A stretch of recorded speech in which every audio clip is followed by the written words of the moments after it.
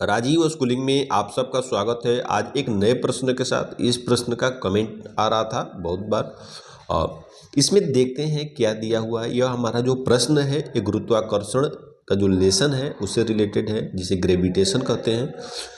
इस प्रश्न में दिया हुआ है कि पृथ्वी और उसकी सतह पर रखी किसी 1 केजी वस्तु के बीच गुरुत्वीय बल का परिमाण क्या होगा।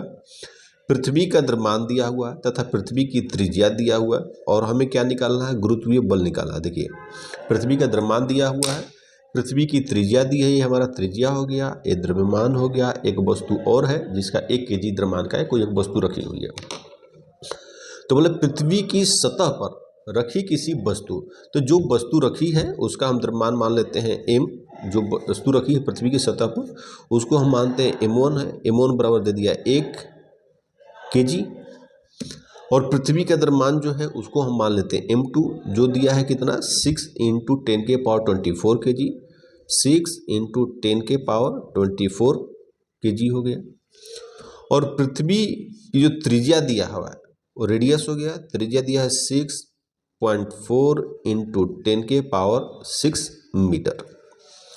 प्रश्न में दिया क्या है कि पृथ्वी है और उसके सतह पर कोई एक वस्तु रखा हुआ है।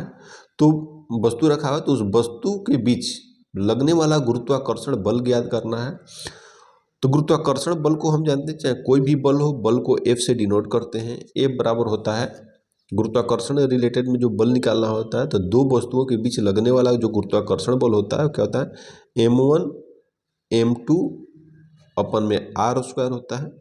उसके साथ साथ क्या होता है, ग्रेविटेशन कांस्टेंट आते हैं, गुरुत्वाकर्षण नियतांक होता है। तो बल बराबर होता है G m1 m2 अपन में r²। इसे हमें फाइंड करना है। इस प्रश्न में हमें यही ज्ञात भी करना है। बोला है कि पृथ्वी और उसके वस्तु के बीच लगने वाला गुरुत्वाकर्षण बल फाइंड करना है। इसको हम ज्ञात करते हैं। सारे मान दे दिया गया। देखिए पृथ्वी का द्रव्यमान दिया है 6 × 10⁻24 केजी। इसका द्रव्यमान का जो मात्रक होता है वो केजी में होता है। जो वस्तु दी गई है पृथ्वी की सतह पर रखा हुआ है वो भी 1 केजी का है। पृथ्वी की जो त्रिज्या दिया है वो मीटर में दिया है, यानी कि जो भी हमारा यूनिट दे दिया गया है वो सब एसआई मात्रक में दिया हुआ। हमें किसी को किसी मात्रक में कन्वर्ट नहीं करनी है। अब चलते हैं हम इसके सॉल्यूशन निकालते हैं और इस फॉर्मूले पे हम फिलअप कर देंगे सबको। तो F बराबर फाइंड करना है। F बराबर हो गया, G का वैल्यू हम जानते हैं क्या होता है 6.67 × 10⁻11 होता है। m1 का मान दिया है × 1।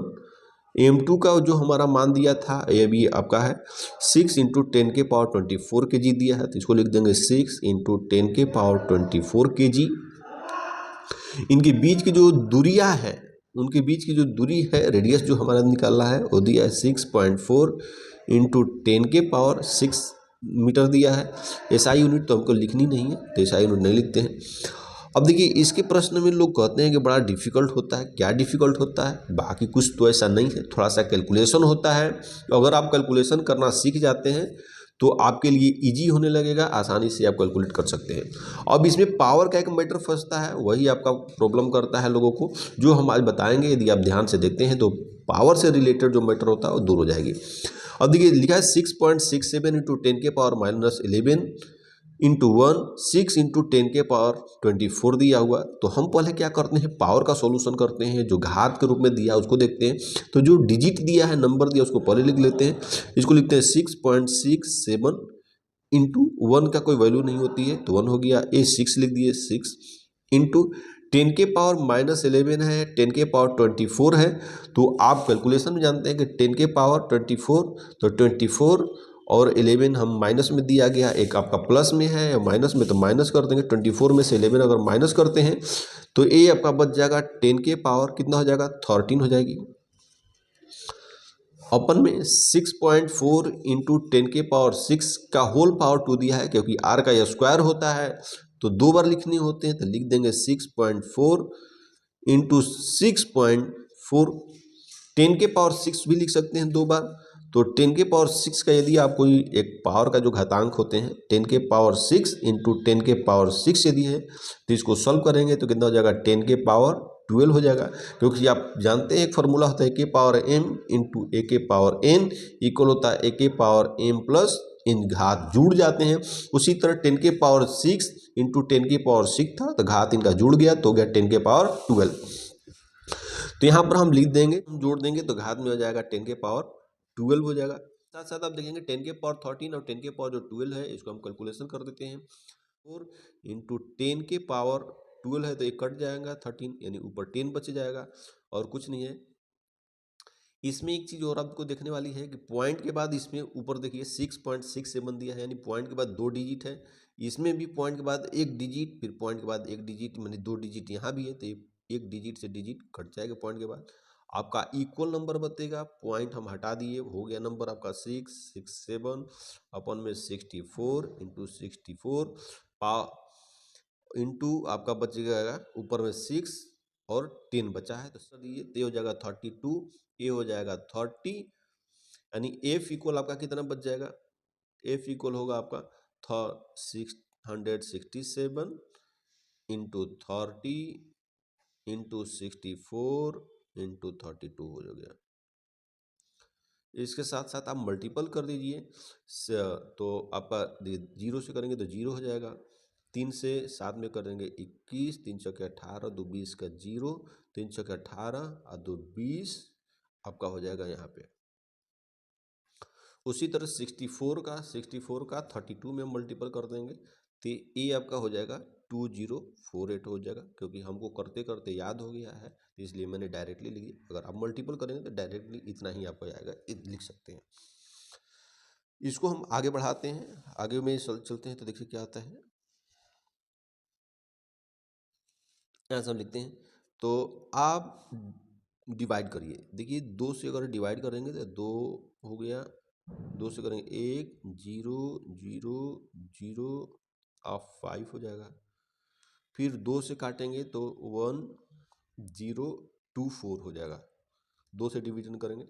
अब इसमें आप डिवाइड कर दीजिए 1024 में 1005 में अगर आप डिवाइड कर देंगे तो ये आपका डिवाइडेशन में होगा कितना 9.77 आएगा।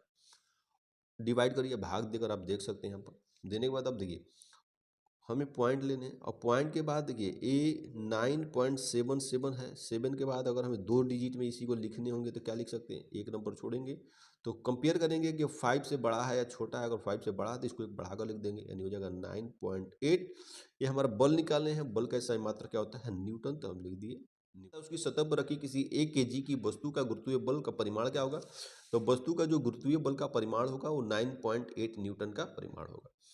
यदि आपका भी कोई प्रश्न हो तो आप हमें कमेंट कर सकते हैं, जिसका सॉल्यूशन राजीव स्कूलिंग चैनल के माध्यम से जरूर मिलेगा। यदि अभी तक आपने चैनल को सब्सक्राइब न किया हो तो सब्सक्राइब करें। कि चंद्रमा की सतह पर गुरुत्वीय बल निकालना है। चंद्रमा की सतह पर गुरुत्वीय बल पृथ्वी के सतह पर गुरुत्वीय बल की अपेक्षा 1/6 गुना है, यानी जो चंद्रमा का सतह है उस पर जो गुरुत्वाकर्षण जो बल लगता है वो पृथ्वी के गुरुत्वाकर्षण बल की कंपेयर में 1/6 गुना लगता है, यानी मल्टीपल लगती है।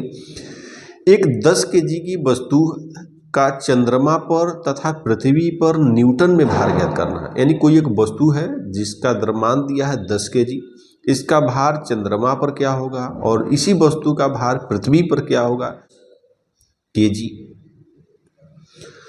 और भार को हम W से प्रदर्शित करते हैं। भार बराबर होता है द्रव्यमान गुणे त्वरण m इंटू जी। तो वस्तु का द्रव्यमान दे दिया 10 kg, भार का हमारा ये फॉर्मूला होता है, तो पृथ्वी के सतह पर हम भार निकाल देंगे कि वस्तु का भार कितनी है। अब देखिए भार कहाँ पे, पृथ्वी के सतह पर भार द्रव्यमान गुणे त्वरण, तो द्रव्यमान दिया है 10 और गुरुत्वीय त्वरण का मान होता है 9.8। 3 का 9.8 में जब मल्टीपल कर देंगे तो ये हो जाएगा 980। पॉइंट के बाद 1 डिजिट था, 1 डिजिट पुट कर देंगे, यानी हमारा हो जाएगा 98 न्यूटन। जो हमारा यहाँ पे पृथ्वी पर वस्तु का भार कितना हो जाएगा 98 न्यूटन। चंद्रमा पर वस्तु का भार हमारा निकालना है, वेट निकालना है, मून पर कितना है। तो प्रश्न में दिया है कि चंद्रमा पर जो वस्तु का भार होता है वो पृथ्वी पर वस्तु के भार का 1/6 गुना होता है। तो वस्तु का भार कितना होता है पृथ्वी के भार का 1/6 गुना होता है। 8 में 1/6 का मल्टीपल कर देते हैं। अब 2 से काट दीजिए, 2 3 या 6 हो जाएगा और 2 से काट देंगे तो हो जाएगा 49। अब इसमें हम 49 में डिवाइड कर देंगे, 49 अपन 0.33 हो जाएगा। यानी कह सकते हैं कि हमारा जो भार हो जाएगा, चंद्रमा पर जो वस्तु का भार होगा वो 16.3 न्यूटन का होगा। पृथ्वी पर उसी वस्तु का भार 98.6 मीटर की ऊंची एक मीनार की चोटी से। कोई एक मीनार है जिसका एक चोटी है, ऊपर के शिखर जिसको चोटी बोलते हैं, वहां जो मीनार है उसकी ऊंचाई दे दी गई है 19.6 मीटर की मीनार है और इसकी जो चोटी है उसके ऊपर पर से कोई पत्थर छोड़ा जाता है। मतलब कि सब पहले पत्थर क्या है, मीनार की चोटी पर स्थिर था, उसके बाद पत्थर को छोड़ा जाता है मीनार की चोटी से। तो पृथ्वी पर पहुंचने में से पहले उसका अंतिम वेग क्या होगा। मतलब पूछ रहा है कि पृथ्वी पर पहुंच रहा है तो उसका अंतिम वेग भी निकालना। 19.6 मीटर अंतिम वेग पूछ रहा है, ये लिख दिए, फाइंड कर दिए। जब वस्तु रखा हुआ था तो उसकी स्थिति विरामावस्था में था, यानी u बराबर 0 मीटर प्रति सेकंड था इसका। और एक गुरुत्वीय त्वरण से रिलेटेड प्रश्न है तो यहाँ पर g बराबर रख देंगे 9.8 मीटर प्रति सेकंड हो गया। आपको अंतिम वेग प्राप्त करना है। अंतिम वेग से रिलेटेड एक फॉर्मूला होता है v स्क्वायर बराबर u स्क्वायर प्लस 2g और s। जहां s दूरी होता है, यहाँ पर हमारा ऊंचाई दिया हुआ है तो s की जगह पर हम क्या रख देंगे, h पुट कर देंगे और सबका वैल्यू हम इस समीकरण में रख देंगे जहां से हमारा मान आसानी से आ जाएगा। चलिए सॉल्व करके देखते हैं। v का मान फाइंड करना है, v स्क्वायर हो गया। u का मान हमारा विरामावस्था में था यानी 0 लिख दिए, प्लस 2gh, तो v स्क्वायर इक्वल हो जाएगा 0 से कोई फर्क होते नहीं है तो ये हो जाएगा 2 इंटू जी का मान होता है 9.8। एच का जो वैल्यू दिया है वो है 19.6 मीटर, रख देंगे 19.6। अब देखिए पॉइंट अगर हटाते हैं तो पॉइंट के लिए एक डिजिट बचता है और पॉइंट के बाद अगर एक डिजिट है तो उसके लिए एक 0 लिख देते हैं। फिर पॉइंट के हटाएंगे तो एक लिख दिए, पॉइंट के बाद एक डिजिट है तो एक 0 लिख दिया। अब भी स्क्वायर है, अगर भी करते हैं रूट में हो जाएगा सामने वाला, तो रूट में हो जाएगा। तो अब इसका देखिए 2 है 2 लिख दिए, 98 है आपका हो गया तो 98 का लिख देंगे 2 इंटू 49, 98 हो जाएगी, इंटू ये 19.6 है तो इसको लिख देते हैं 14 इंटू 14 हो जाएगा। अगर दोनों को मल्टीपल करेंगे तो 196 हो जाएगा। 10 इंटू 10 10 हो गया, इंटू 49 का 7 हो जाएगा और 14 हो जाएगा अपन में 10।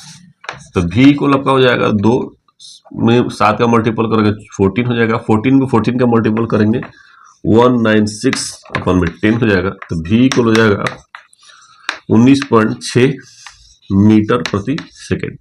प्रश्न में आते हैं, प्रश्न क्या बोला था कि 19.6 मीटर ऊंची मीनार की चोटी से पत्थर को छोड़ा जाता है। पृथ्वी पर पहुंचने से पहले उसका अंतिम वेग क्या होगा। तो पृथ्वी पर पहुंचने से पहले पत्थर का अंतिम वेग जो होगा 19.6 मीटर होगा।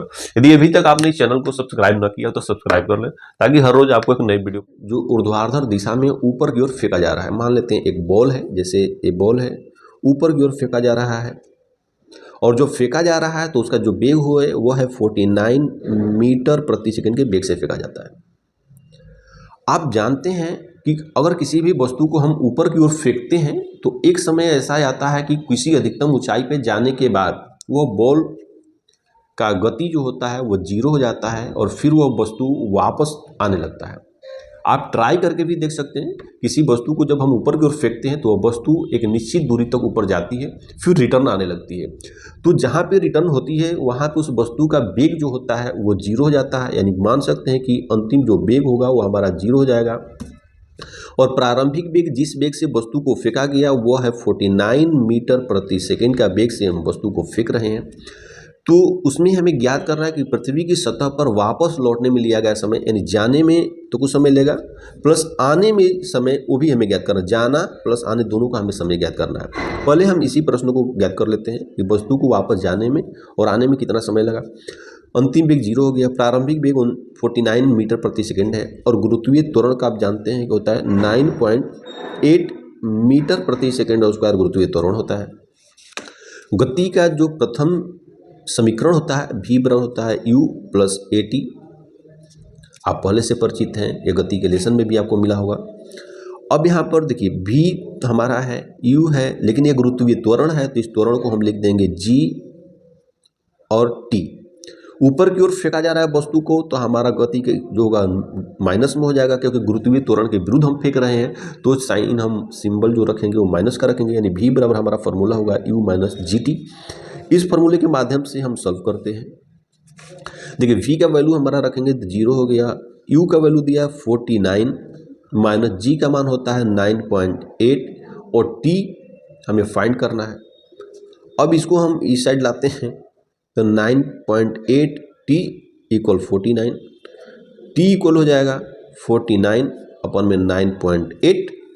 ये पॉइंट हटाएंगे, ऊपर हमारा 49 से अगर हम डिडक्ट करते हैं तो हो जाएगा हमारा कितना 2 बार में, 2 से हम काटेंगे तो 5 हो जाएगा, यानी हमारा जो t इक्वल फार्मूला प्राप्त हो जाएगा मान और 5। टाइम जो होता है, टाइम का SI मात्रक हमारा सेकेंड होता है।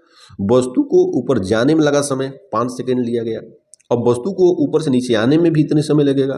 प्रश्न में दिया है कि पृथ्वी की सतह पर वापस लौटने में लिया गया कुल समय, पृथ्वी की सतह पर वापस लौटने में लिया गया कुल समय, यानी जाना प्लस आना निकल सकते हैं।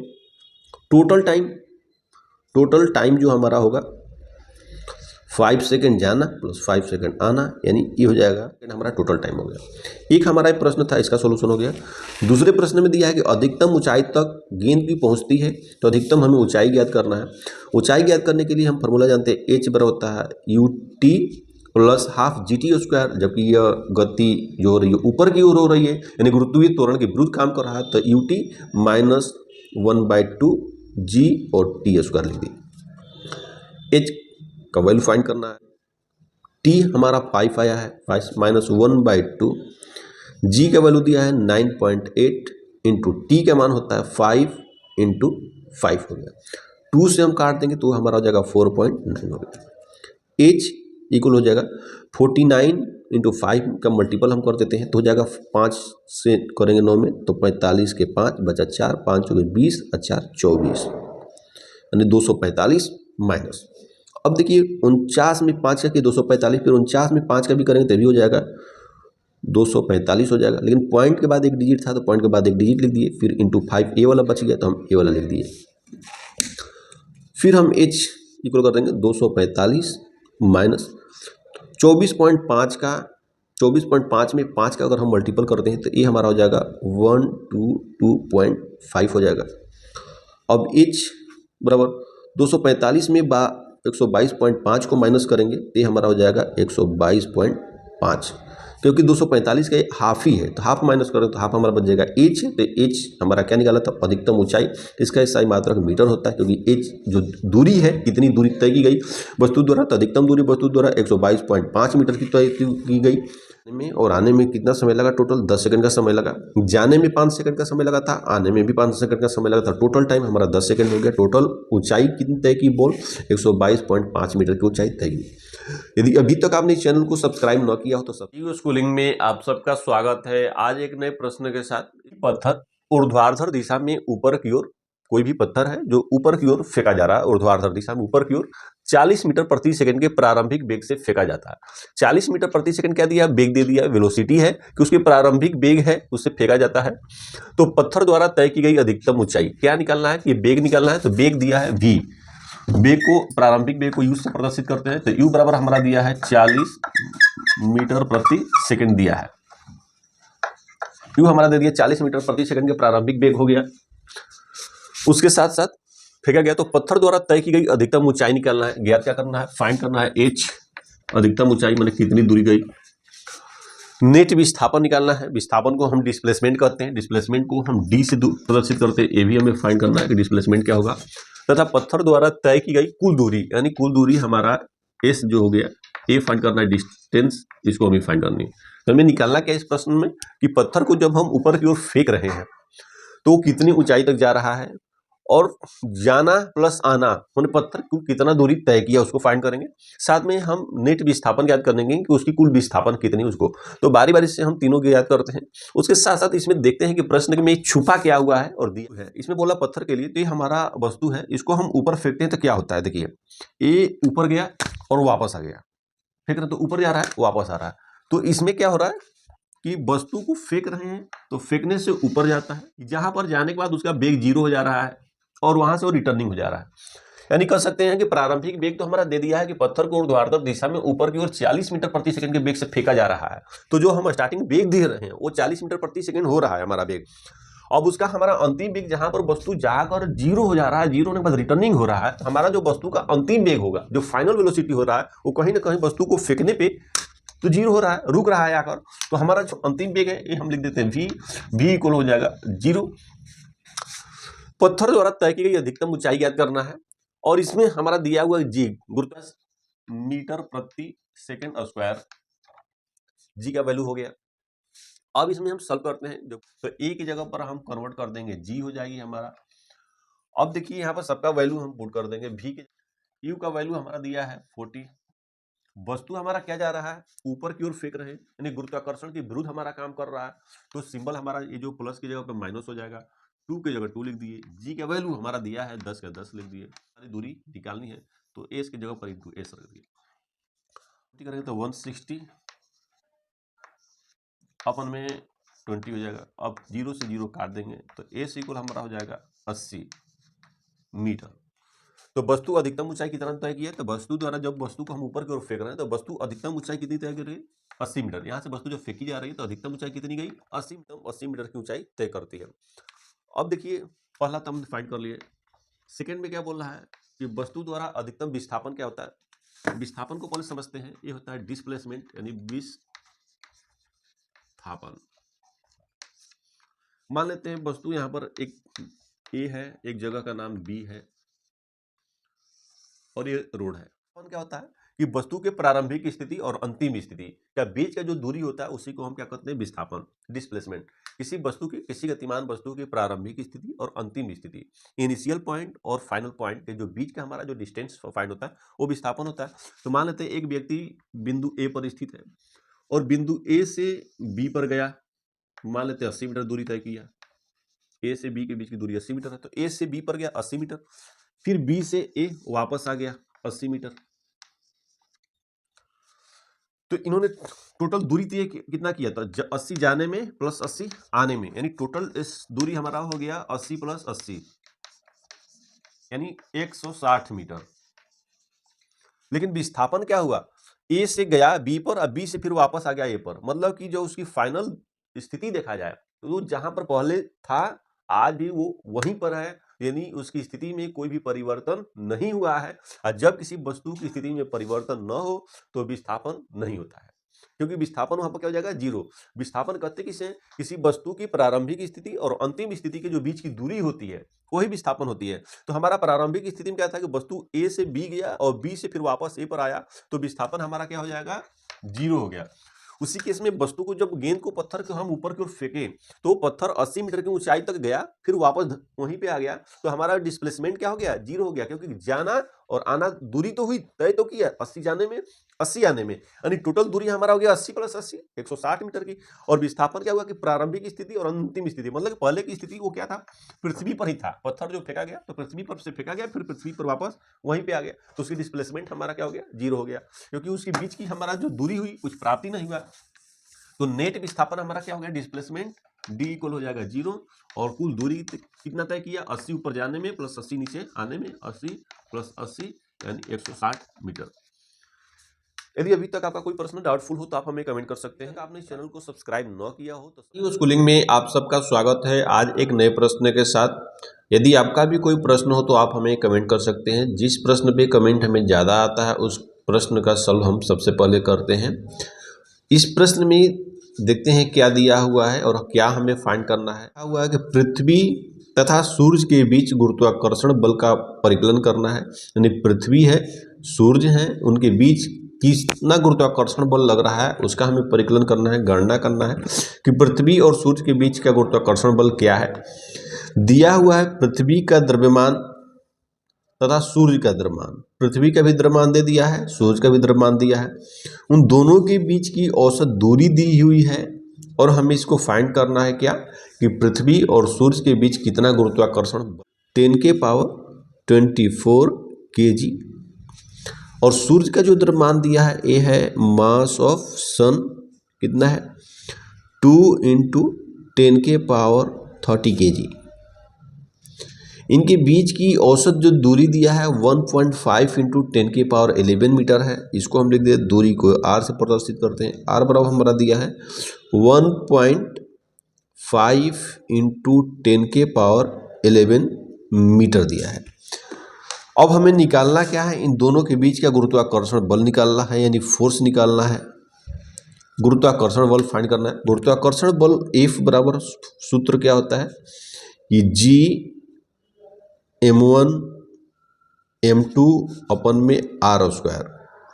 यदि दो वस्तु दिया हो और उनके वस्तुओं के बीच की दूरी दी हो तो हमारा गुरुत्वाकर्षण बल का जो फॉर्मूला होता है वो होता है G m1 m2 अपन में r²। जहाँ G गुरुत्वाकर्षण नियतांक है, जिसे सर्वात्रिक गुरुत्वाकर्षण नियतांक कहते हैं, और इस G का मान भी होता है, G का जो वैल्यू होता है वह होता है G = 6.67 × 10 के power -11 newton metre square upon में kg² हो गया इसका वैल्यू। ये हमारा G का वैल्यू होती है। इस सब का हम इस मान में फिल कर देंगे, जो हमारा फॉर्मूला है उसमें हम पुट करते हैं और देखते हैं कि क्या आता है। पुट करते हैं तो F बराबर हमारा बच्चे होगा क्या, G का मान रखेंगे 6.67 × 10 के पावर -11 इंटू m1 का मान दिया है कितना 6 × 10 के पावर 24 kg, इसको रख देते हैं। 6 × 10 के पावर 24 इसको रख दिया। फिर m2 का मान हमें दिया हुआ है मास ऑफ अर्थ 2 × 10 के पावर 30 kg, इसको लिख देते हैं। 2 × 10 के पावर 30 लिख दिए। अपन में r² दिया है तो r का वैल्यू है, और इसका भी मान हमें दिया है 1.5 × 10 के पावर 11 मीटर, तो इसे भी रख देते हैं 1.5 × 10 के पावर 11 मीटर हो गया। r का स्क्वायर है तो हम r का स्क्वायर कर दिए। लोग कहते हैं कि इसका न्यूमेरिकल जो होता है, जो आंकिक प्रश्न है, थोड़ा सा डिफ़िकल्ट है, बट हम यही कहते हैं कि ये डिफ़िकल्ट कुछ नहीं है, कैलकुलेशन है। यदि आप कैलकुलेशन करना जानते हैं, जोड़ घटाव गुणा भागा करना अच्छी तरह से जानते हैं तो आप कर सकते हैं इजीली, बहुत आसानी से सॉल्व हो जाता है। बच्चे जो क्या करते हैं कि जो पावर दिया होता है उसी को देख आहट होती है कि इसका पावर का सॉल्यूशन कैसे किया जाए, और इसी में थोड़ी वजह से उनकी मिस्टेक हो जाती है, जिस वजह से आंसर आसानी से उन्हें प्राप्त नहीं हो पाता है। कितना सिंप्लीफिकेशन हो या आपका सॉल्यूशन करना हो या पावर कुछ भी दिया हो, पावर का सॉल्व करना यदि आप जान जाते हैं अच्छी से तो आसानी से कोई भी कैलकुलेशन कर लेंगे। हम यहाँ पर कैलकुलेशन करना आपको बताएंगे। देखिए कैलकुलेशन कैसे करते हैं। आप एक क्वेश्चन बनाइए, 2 क्वेश्चन बनाइए, इसी तरह जब प्रश्न सॉल्व करते जाएंगे, हल करते जाएंगे तो आसानी से आपसे सारे प्रश्न एक दिन हल होने लगेगा। बस आप उससे दूर भाग रहे हैं, इस वजह से उसका सॉल्यूशन आप नहीं निकाल पा रहे हैं। चलिए हम सब मिलकर इस प्रश्न को हल करते हैं। यहाँ पे देखिए F का जगह F रख देंगे। सबसे पॉइंट कि हम जितने भी नंबर रखे हैं सबको एक साथ लिख देते हैं। 6.67 × 6 × 2 3 नंबर, तीनों को एक साथ रख दिए। 6.67 × 6 × 2। इसके साथ में हम पावर में क्या करते हैं, देखिए 10 के पावर -11 दिया है, 10 के पावर 24 दिया है, 10 के पावर 30 दिया है, यानी 30 दिया है, 3 दिया है। तो यहाँ पर लोगों की घबराहट क्या होती है कि एक आप फॉर्मूला जान जाइए, कोई भी हो 1 के पावर m इंटू 1 के पावर n इंटू 1 के पावर p हो तो इसका सॉल्व क्या होगा, 1 के power m plus n plus p कर देंगे, यानी जितने भी पावर है उन सबका जोड़ देंगे। यहाँ पर आपको दिया है 10 के पावर -11 इंटू 10 के पावर 24 इंटू 10 के पावर 30। तो आप सॉल्व क्या करेंगे, 10 के पावर 30 प्लस 24 -11 इतना आप कर दीजिएगा तो आपका हो जाएगा 30 और 24 जोड़ देंगे तो 54 हो जाएगा। और 54 में से 11 आप घटा लेंगे तो 10 के पावर कितना हो जाएगा 43। 30 और 20 50 और 4 54 और 54 में से 11 जाएगा 43 हो जाएगा। तो यहाँ पर आप डायरेक्ट लिख लीजिए यहाँ पे कितना 10 के पावर 43। अब यहाँ पर देखिए आपको दिया है 1.5 इंटू 10 के पावर -11 के पावर 2। ये मीन्स कि 2 बार लिखनी हो तो हम लिख देंगे 1.5 इंटू 1.5 इंटू 10 के पावर 11 इंटू 10 के पावर 11। फिर आपके साथ वही चीज़ आ गया 1.5 इंटू 10 के पावर 11 इंटू 10 के पावर 11 2 बार आ गया। जैसे यहाँ पर था आपका a के पावर m इंटू के पावर n इंटू के पावर p, अगर 3 बार है तो 3 बार उसी तरह अगर 2 बार है के पावर m इंटू a के पावर n तो दोनों को हम सॉल्व कर देंगे। a के पावर m प्लस n हो जाएगा हमारा। मीन्स उसी तरह अगर हमका दिया है 10 के पावर 11 इंटू 10 के पावर 11 तो आपका कितना हो जाएगा 10 के पावर 11 प्लस 11 यानी 10 के पावर कितना हो जाएगा 22। तो ये हम लिख देंगे यहाँ पर सॉल्व करने में 22 लिख दिए। तो f इक्वल थोड़ा सा इसको भी हम सॉल्व करते चलते हैं। तो सॉल्व करेंगे तो क्या हो जाएगा 6 के 0.66 इतना है। तो इसको थोड़ा हम कट भी कर देते हैं, 3 से काट देंगे 3 2 जा 6, 3 से काट देंगे 0.5 हो गया। अब सॉल्व करेंगे तो क्या हो जाएगा 6.67 इंटू 4, 6.67 इंटू 4 लिखना था ना, देखिए 10 लिखा गया। 4 इसको हम बना देते हैं, आप लोग ध्यान दीजिएगा। इंटू 10 के पावर 43 ओपन में 0.5 में 1.5 का मल्टीपल करेंगे तो कितना हो जाएगा 0.75 हो जाएगा। इंटू 10 के पावर 11 इंटू 10 के पावर 11 मीन्स कितना हो जाएगा 10 के पावर 22 हो गया। अब इसका आगे हम सॉल्व करके देखते हैं, यहीं पे कर लें, चलो यहीं पे कर लेते हैं, यदि हो जाए तो आसानी होगी। एक चीज़ इसका हम बताते हैं आपको, थोड़ा सा इसको मैं बाहर कर लेते हैं ताकि लगा लिया था कि पेज इधर उधर न भागे, थोड़ा पेज कम पड़ गया, कोई बात नहीं। एक सॉल्यूशन हम और बताएंगे आपको। देखिए यहाँ पर लिखा है क्या 10 के पावर 43 अपन में 10 के पावर 22 लिखा है, इसमें लिखा है 6.67 इंटू 10 के पावर 4 इतना लिखा है, कट गया। पॉइंट के बाद 2 डिजिट है, यहाँ भी 2 डिजिट है, कैंसिल हो गया। अब हमें पॉइंट से झंझट की एक मुक्ति मिल गई। अब आपका बचा क्या है एफ इक्वल, देखिए बचा है 667 इंटू 4 अपन में बचा है 75 इंटू 10 के पावर 3 है 22 है, तो ये भी कट जाएगा, यानी ऊपर बचेगा 10 के पावर कितना 21 बच गया। अब आप क्या करिएगा इसका 6, 6, 7 और 4 में आप मल्टीपल जब करेंगे ऊपर वाले में, तो ऊपर के मल्टीपल करके 75 से आप डिवाइड कर दीजिए, डायरेक्टली आपका आंसर हो जाएगा। अगर आप करें तो देखिए इसका अगर आप मल्टीपल करेंगे 4 से तो क्या हो जाएगा 4 7 28 के 8 बचा 2, 4 6 24 है 2 26, 4 6 24 है 2 26 मल्टीपल हो गया, डिवाइडेड 75 इंटू 10 के पावर 21। उसी तरह में डायरेक्ट इसको डिवाइड करिएगा, तो डिवाइड करेंगे तो आपका ये आएगा 35.57 इंटू 10 के पावर 21 आ जाएगा। अब इसको हम थोड़ा से आगे अगर बढ़ाना चाहेंगे तो आगे हम इसको बढ़ा सकते हैं, तो बढ़ाएंगे तो पावर हमारा क्या हो जाएगा कम बेसी होता रहेगा, हो जाता है पावर में। जैसे ये दिया है, अगर हम पावर इधर घटाते हैं तो पॉइंट इस साइड घटाएंगे तो पावर हमारा कम होती है, पॉइंट को एक डिजिट आगे बढ़ाएंगे तो पावर हमारा बढ़ जाएगा। तो एफ इक्वल हो जाएगा 3.557 इंटू 10 के पावर 22, या आप लिख सकते हैं 3.56 इंटू 10 के पावर 22। बल है, बल का ऐसा मात्रक न्यूटन हो गया, तो हमारा न्यूटन आंसर हो गया। प्रश्न में लिखा था सूर्य तथा पृथ्वी तथा सूर्य के बीच गुरुत्वाकर्षण बल का परिकलन कीजिए। तो पृथ्वी तथा सूर्य के बीच का गुरुत्वाकर्षण बल हमारा आ गया कितना 3.56 इंटू 10 के पावर 22 न्यूटन। इस तरह आप सॉल्यूशन करेंगे तो आसानी से आपका सॉल्व। आपने इस चैनल को सब्सक्राइब न किया हो तो सब्सक्राइब कर। राजीव स्कूलिंग में आप सबका स्वागत है। आज एक नए प्रश्न के साथ क्या दिया हुआ है और क्या फाइंड करना है। लिखा है कोई पत्थर 100 मीटर ऊंची किसी मीनार की चोटी से गिराया गया। क्या दिया है कि 100 मीटर ऊंचा एक कोई मीनार है, मीनार बनाते हैं पहले। देखिए ये हमारा मीनार हो गया जिसकी ऊंचाई दे दी गई है 100 मीटर है। बोला कोई पत्थर 100 मीटर ऊंची किसी मीनार की चोटी से गिराया गया, मतलब कि ये जो मीनार है हमारा 100 मीटर का, इसकी चोटी है, शिखर पर कोई एक पत्थर रखा गया है जिसको गिराया गया है। उसी समय कोई दूसरा पत्थर 25 मीटर प्रति सेकंड के वेग से ऊर्ध्वाधर दिशा में ऊपर की ओर फेंका गया।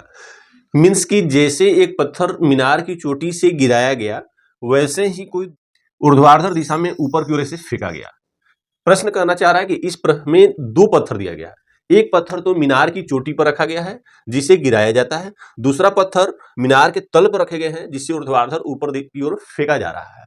बोल रहा है कि दोनों पत्थर कब मिलेंगे और कहां मिलेंगे, किससे, एक दूसरे से। जो पत्थर ऊपर से नीचे गिराया जा रहा है, एक पत्थर नीचे से ऊपर फेंका जा रहा है, तो दोनों पत्थर कहां मिलेंगे। तो मान लेते हैं एक बिंदु है, यहां पर मिलते हैं। इस बिंदु का कुछ भी हम नाम दे देते हैं, जैसे बिंदु का नाम हमने के रख दिया, बिंदु के पर मिलते हैं।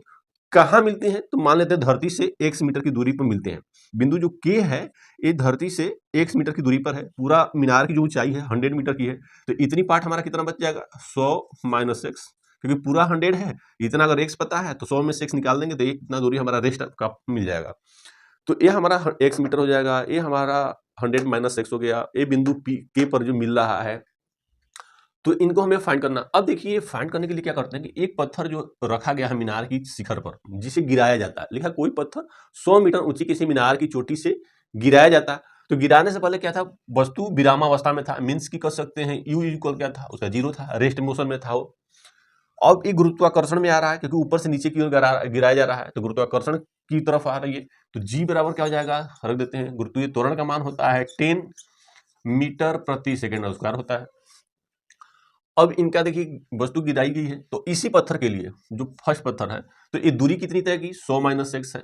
तो दूरी का जो हमारा फॉर्मूला होता है क्या होता है, S equal U T plus half A T square होता है। लेकिन ये ग्रेविटेशन से रिलेटेड है, तो एक जगह पर हम रखेंगे क्या, गुरुत्वीय त्वरण रखेंगे करते हैं। तो पहले कंडीशन क्या होता है कि पहले वस्तु के लिए हम निकालते हैं, पहले वस्तु द्वारा कितनी दूरी तय की गई है 100 माइनस एक्स, तो एच की जगह रख देंगे 100 माइनस एक्स इक्वल यू, इसका क्या है 0 है, तो यू 0 का टी में मल्टीपल कर देंगे टी प्लस हाफ, और जी टी स्क्वायर है तो लिख देंगे हाफ, और जी का मान दिया है कितना होता है 10, तो रखेंगे इंटू 10। टी का कोई मान नहीं दिया है तो हम टी की जगह पर टी स्क्वायर रख देंगे, टी स्क्वायर 2 से हमारा 10 कट जाएगा 5 बार में, तो बच जाएगा कितना 100 माइनस एक्स इक्वल, ये 0 हो जाएगा, ये 5 टी स्क्वायर हो जाएगा, मीन्स कि 5 टी स्क्वायर हो गया हमारा। तो 5 टी स्क्वायर इक्वल हो जाएगा 100 माइनस एक्स, इसको हम मान लेते हैं इक्वेशन फर्स्ट। दूसरा हमारा ये पत्थर क्या किया जा रहा है, नीचे से ऊपर की ओर फेंका जा रहा है। जो फेंका जा रहा है तो किस वेग से फेंका जा रहा है, दिया हुआ 25 मीटर प्रति सेकंड के वेग से फेंका जा रहा है। तो इस पत्थर का हमारा यू दे दिया है कितना 25 मीटर प्रति सेकंड, और दूरी हमारी हाइट दे दी गई है कि धरती से x मीटर की ऊंचाई पर वो मिल रहा है। तो ये हम फाइंड कर देंगे, s की जगह पर रख देंगे x इक्वल u का मान है 25, लिखेंगे 25, t की जगह पर t रख देंगे प्लस हाफ की जगह पे हाफ रखेंगे, अपने जगह पर रहेगा, g का वैल्यू रख देंगे 10, t का कोई मान नहीं दिया है इसमें भी, तो t की जगह पर रख देंगे टी स्क्वायर, ये हो गया। फिर क्या करेगा 2 से 10 कट जाएगा, कटने के बाद कितना बचेगा 5, मीन्स ये हो जाएगा x equal 25 t plus 5 T square. अब देखिए एक चीज हमें प्राप्त हो गया कि 5 टी स्क्वायर यहाँ भी है, 5 टी स्क्वायर यहाँ भी है, तो 5 टी स्क्वायर का मान हमें दिया है 100 माइनस एक्स। तो समीकरण फर्स्ट जो हमने माना था जिसे, उससे 5 टी स्क्वायर का मान इसमें हम पुट कर देंगे, तो क्या आ जाएगा x इक्वल 25 टी। और ये देखिए हम लोगों ने क्या किया था कि पहला जो हमारा पत्थर था वो क्या कर रहा था, ऊपर से नीचे की ओर आ रहा था। दूसरा हमारा जो पत्थर था ये गुरुत्वीय त्वरण के विरुद्ध जा रहा था, मतलब कि गुरुत्वीय त्वरण के विरुद्ध जा रहा था। तो जब गुरुत्वीय त्वरण के विरुद्ध जा रहा होता है तो हम क्या रखते हैं कि जो साइन होता है वो निगेटिव का रखते हैं। पहले समीकरण में पत्थर ऊपर से नीचे की ओर गिराया जाता था तो पॉजिटिव रखा गया था। अब इसमें क्या होगा, पत्थर नीचे से ऊपर की ओर फेंका जा रहा है, मतलब ग्रेविटेशन के हम अगेंस्ट काम कर रहे हैं, तो ये हमारा सिंबल क्या हो जाएगा माइनस हो जाएगा, तो इसको हम लिख देंगे निगेटिव कर देंगे। अब यहाँ पे 5t² का मान दिया था, तो 5t² इक्वल हम दिया है, तो इसको रख देंगे 100 माइनस x पुट कर दिया। अब इसको सॉल्व करते हैं तो क्या आता है, x equal 25t minus 100 plus x। अब इसमें करेंगे x माइनस की जगह प्लस हो जाएगा, प्लस 100, उसके बाद ए प्लस x है तो ए हो जाएगा हमारा माइनस x इक्वल 25t, ए माइनस प्लस x कट जाएगा, बच जाएगा आपका 100 इक्वल 25t। तो 25t इक्वल आपका हो जाएगा 100, तो t इक्वल आपका क्या हो जाएगा 100 अपन में 25 से कैंसिल हो जाएगा 4 टाइम्स में, t इक्वल हो जाएगा 4। t आपका टाइम है, तो टाइम का जो SI यूनिट होता है तो ये हो जाता है सेकेंड, तो हम लिख देंगे t इक्वल 4 सेकेंड। प्रश्न में पूछ रहा था कि दोनों पत्थर कब मिलेंगे, तो कब मिलेंगे, 4 सेकेंड के बाद मिलेंगे, आफ्टर 4 सेकेंड बाद मिलते हैं। कहाँ मिलते हैं, इसका वैल्यू फाइंड करने के लिए हम t का जो मान है, t का जो वैल्यू है वो हम समीकरण फर्स्ट में पुट कर देते हैं। तो समीकरण फर्स्ट हमारा कितना था, समीकरण फर्स्ट था 100 माइनस x इक्वल 5t², तो 100 माइनस x इक्वल 5 और t का मान आ गया 4 का स्क्वायर, यानी 4 इंटू 4 लिख देंगे। तो यहाँ पे हो जाएगा आपका 4, 5 और 4 में करेंगे और इसमें मल्टीपल करेंगे, 80 हो जाएगा, यानी 100 माइनस x इक्वल 80। तो x इक्वल आपका हो जाएगा 100 माइनस 80, तो x इक्वल हो जाएगा आपका 20। ये x क्या था, दूरी था, तो आपका मीटर हो जाएगा, यानी पत्थर धरती से कितनी दूरी पर, ऊंचाई पर मिल रही है, 20 रहा है, और मीनार की गहराई से कितनी मिल रही है, तो 100 माइनस x, तो 100 माइनस x के लिख देंगे 100 minus x equal 100 minus 20 equal 80 metre. यानी कह सकते हैं पत्थर क्या कर रहा है, दोनों पत्थर एक दूसरे से 4 सेकंड बाद और धरती से 20 मीटर की ऊंचाई पर और मीनार के शिखर से 80 मीटर की गहराई पर आपस में सब्सक्राइब न किया हो तो सब्सक्राइब कर में कि ऊर्ध्वाधर दिशा में ऊपर की ओर, ऊर्ध्वाधर दिशा में ऊपर की ओर, ऊर्ध्वाधर दिशा में ऊपर की ओर फेंकी गई गेंद 6 सेकंड बाद फेंकने वाले के पास लौट आती है। फिजिक्स का न्यूमेरिकल सॉल्व करने से पहले आप प्रश्न को पढ़ें, अच्छे से पढ़ें, 2-3 बार, ज़्यादा बार आप प्रश्न को पढ़ते हैं, आपका क्लेरिफिकेशन जो होता है समझ में आपको अच्छा से आता है। और यदि प्रश्न आप रिपीट करते हैं, बार बार पढ़ते हैं, तो आपको क्लियर हो जाता है कि प्रश्न में क्या दिया हुआ है और क्या निकालना है।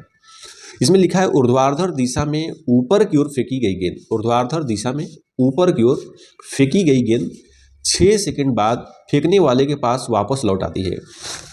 मीन्स कहा जा रहा है कि कोई एक गेंद है जिसे ऊपर की ओर फेंका जा रहा है, कोई गेंद है जिसे ऊपर की ओर फेंका जा रहा है, फेंकने के बाद वह वापस आती है।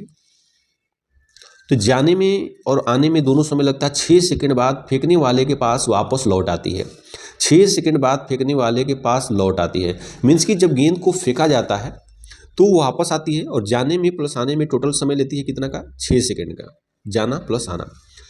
जब भी किसी वस्तु को हम ऊपर की ओर फेंकते हैं, जब भी हम किसी वस्तु को हम ऊर्ध्वाधर ऊपर की ओर फेंकते हैं, तो वस्तु जैसे जैसे ऊपर की ओर जाती है उसकी जो स्पीड होता है, उसकी जो चाल होता है वो कम होता जाता है, कम होता जाता है। एक समय ऐसा आता है कि उसका चाल 0 हो जाता है, उसकी जो चाल होती है वो 0 हो जाएगा। उसके बाद 0 होगा तो उसके बाद वापस आने लगती है, क्योंकि गुरुत्व जो होता है, पृथ्वी जो होता है अपनी ओर आकर्षित करती है, तो गुरुत्वाकर्षण के कारण वह वस्तु वापस आने लगती है। तो जैसे जैसे वहाँ से चलता है फिर नज़दीक जितना ही आता है उसका चाल जो होता है बढ़ने लगता है।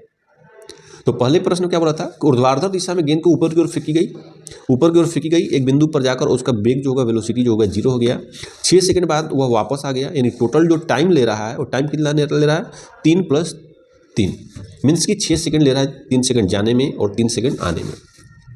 प्रश्न में निकालना क्या है, यह किस वेग से ऊपर फेंकी गई, किस वेग से ऊपर फेंकी गई, मीन्स कि हमें वस्तु का जो चाल है, वेलोसिटी जो है इनिशियल, वो हमें प्राप्त करना है। गेंद द्वारा पहुंची गई अधिकतम ऊंचाई ज्ञात कीजिए, अधिकतम ऊंचाई मतलब मैक्सिमम हाइट, ये फाइंड करना है। 4 सेकंड बाद गेंद की स्थिति क्या होगी, यानी पोजीशन भी पूछ रहा है, ये भी हमारा हाइट ही होगा, जिससे पता चल जाएगा कि 4 सेकंड बाद गेंद जो था वो कहाँ पर था और किस स्थिति में था, ये प्राप्त हो जाएगा। तो हमें प्रश्न है 1, 2 और 3 निकालने हैं। हम चलते हैं फर्स्ट फर्स्ट में क्या दिया हुआ है कि गेंद जो है या किस वेग से ऊपर फेंकी गई, किस वेग से ऊपर फेंकी गई, यू निकालना है। होता है v बराबर होता है u प्लस at। यहाँ पर हमें गति हो रही है, गुरुत्व के अधीन हो रहा है, यानी गुरुत्वाकर्षण बल लग रहा है, तो यहाँ पर हमारा हो जाएगा v equal u minus G T हो जाएगा।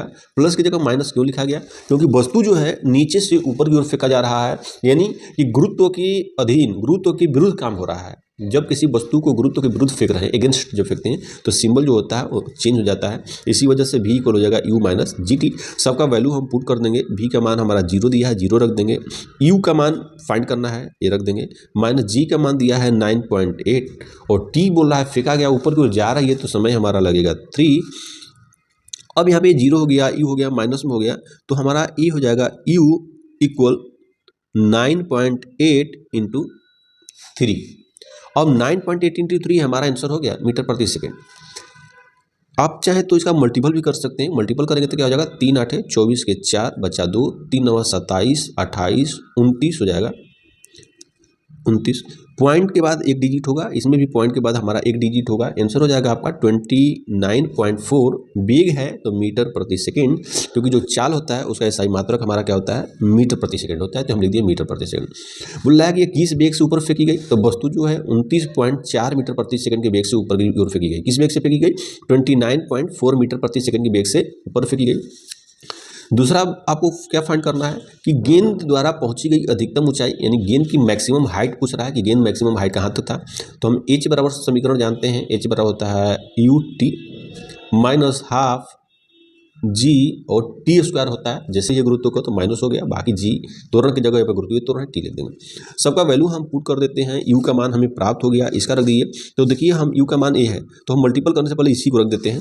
तो हम रखेंगे 9.8 इंटू 3, ये हमारा u का मान है, इंटू t का भी मान ज्ञात करना है। 3 दिया है, जाने में ही है, 3 हो गया, माइनस 1/2 इंटू जी का मान होता है 9.8 इंटू टी का मान रखेंगे 3 इंटू 3, क्योंकि टी का मान 3 सेकेंड है जाने में, तो टी का स्क्वायर है तो 2 बार रख दिए टी का स्क्वायर। आप सोच रहे होंगे कि 29.4 मीटर प्रति सेकेंड जो वेग आया था, तो 9.8 इंटू 3 क्यों रखें, क्योंकि उसका एक स्टेप पहले का हम रख दिए, थोड़ा सा आप कैलकुलेशन में इजी हो जाए। सबसे बड़ी चीज़ है कि देखिए 9.8 इंटू 3 इंटू 3, 9.8 इंटू 3 इंटू 3 हो गया। इन सबका हम कॉमन ले लेंगे, तो 9.8 इंटू 3 इंटू 3 हमारा हो जाएगा। यहाँ कुछ नहीं बचा तो 1 बच गया, माइनस यहाँ से टोटल निकल गया तो 1/2 बच गया, मीन्स कि 1 हाफ हो गया। 1/2 को हाफ कहते हैं, तो एक में से हाफ हो जाएगा तो हाफ बच जाएगा, यानी 9.8 इंटू 3 इंटू 3 इंटू 1/2 बच होगा। 2 से हम काट देंगे तो जगह देखिए काटेंगे तो कितना हो जाएगा, 2 चौके 8 और 2 9 18, यानी 4.9 इंटू 3 इंटू 3, ये लिख दिए हम 4.9 लिख दिए। अब इसका मल्टीपल तो 3 9 हो जाएगा, और 9 में 9 का करेंगे तो 81 होता है, 1 बचा 8 और 9 चौके 36 37 38 39 40 41 42 43 44 हो गया, यानी 44। पॉइंट के बाद एक डिजिट था तो पॉइंट के बाद एक डिजिट लिख दिए। यह हाइट था, मतलब दूरी है, तो दूरी का सही मात्रक होता है मीटर, तो हमारा हो गया 44.1 मीटर, तो 0 लिख दीजिए, कोई इशू नहीं है। तो प्रश्न में पूछा रहा था गेंद द्वारा पहुंची गई अधिकतम ऊंचाई, गेंद द्वारा तय की गई अधिकतम ऊंचाई कितनी होगी, तो गेंद अधिकतम ऊंचाई 44.1 मीटर की तय करेगा। इसके साथ ही पूछ रहा है कि 4 सेकंड बाद गेंद की स्थिति क्या होगा, तो हम टी बराबर रख देंगे। थर्ड क्वेश्चन सोल्व करने के लिए टी का वैल्यू दे दिया 4 सेकंड, तो 4 सेकंड वाली हम रख देंगे। फिर वही फार्मूला हम लगा देंगे, h बराबर ut minus 1/2 into G T square रख देते हैं। u का मान हम यहीं से रख देते हैं, क्या रख देते हैं u का मान, ये 9.8 इंटू 3 ये वाला इंटू टी का मान रख देते हैं 4, माइनस 1/2 इंटू जी का मान है 9.8 इंटू टी का मान है 4 इंटू 4। या आप चाहेंगे तो 29.4 भी रख सकते हैं, कोई इशू नहीं होगा। ये 2 से काट देंगे 4 को तो 2 बार में हो गया। 9.3 का 8 का 3 में मल्टीपल कर देंगे तो ये आया था आपका 29.4 हो जाएगा। 2 को मल्टीपल करेंगे तो इंटू 4, माइनस अब ये आपका होगा 9.8 इंटू 8 हो गया, ये आपका इंटू 8 हो गया, 4 दूना के 8, अब डायरेक्टली कॉमन लेना चाहते हैं तो कॉमन वाली से मेथड से भी आपका हो जाता है 9.8 कॉमन हो जाता है आपका, 3 इंटू 3 बच जाता है, 4 बच जाता है, यहाँ से 4 कॉमन हो जाता है, तो वहाँ से भी सॉल्व हो जाता है। आप डायरेक्टली सॉल्व करना चाहते हैं तो डायरेक्ट सॉल्व कर सकते हैं। 4 से कर दीजिए, 4 में करेंगे 16 के 6 होता है, 4 9 36, 1 37 के 7, 4 दूना के 8, 9 10 11 हो गया। पॉइंट के बाद 1 डिजिट था तो 1 डिजिट लिख देंगे, मीन्स की 117.6 माइनस 8 में 98 में मल्टीपल कर देंगे 9.8 में, तो 8 8 64 के 4 हो गया, बच्चा 6, 8 9 72 और 6 हो गया 78। पॉइंट के बाद 1 डिजिट था, पॉइंट के बाद 1 डिजिट कर देंगे। अब आपका हो गया 117.6 में 178.4 का माइनस करेंगे तो 4 में से 6 जाएगा, 2 बच गया। अब इस 17 में से 8 जाएगा, 9 बच गया। ये हो गया 10 में से 7 जाएगा, 3 हो गया। पॉइंट था आपका तो 39.2, ये हाइट ही था तो ये हो गया हमारा मीटर में सही मात्रक होता है, तो मीटर लिख दिए। ये पेज थोड़ा सा फट गया था, इस वजह से क्लियर नहीं आ रही होगी आपको, हो सकता है, कोई इशू नहीं। अब तो आप समझ गए होंगे। यदि अभी तक आपने इस चैनल को सब्सक्राइब न किया हो तो सब्सक्राइब कर लें, ताकि हर रोज आपको एक नई वीडियो प्राप्त हो जाए। राजीव स्कूलिंग से जुड़ने के लिए धन्यवाद, आपका दिन मंगलमय हो। स्कूलिंग में आप सबका स्वागत है आज एक नए प्रश्न के साथ। यदि आपका भी कोई प्रश्न हो तो आप हमें कमेंट कर सकते हैं।